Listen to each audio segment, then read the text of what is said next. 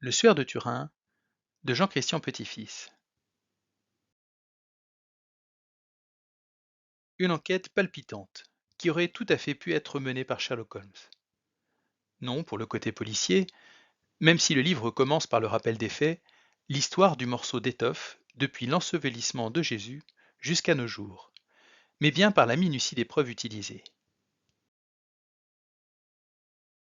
En effet, les recherches sur le suaire de Turin font appel à la photographie, la peinture, l'écriture, le groupe sanguin, les pollens, les fleurs, les champignons, l'histoire, la monnaie ou bien d'autres choses encore. Sur fond de bataille entre les croyants et les athées, de sursauts liés à la progression des sciences, les nombreux détails sont finalement insérés dans le récit de la Passion du Christ, concordant avec le récit des évangiles. J'avoue que la foi ne me semble pas avoir besoin de preuves matérielles, et que je ne connaissais que vaguement l'histoire du suaire. Cependant, ce livre m'a captivé, car son écriture fluide le rend agréable à lire.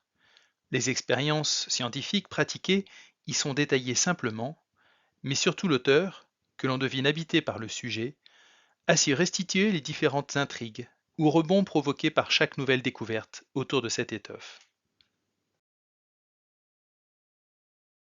Il est incroyable de constater que ce linceul est vraisemblablement celui qui, il y a 2000 ans, a recueilli le corps de Jésus à sa descente de la croix et qu'il a pu traverser les époques pour arriver jusqu'à nous dans un état suffisant pour que les recherches modernes puissent corroborer l'histoire de la Passion.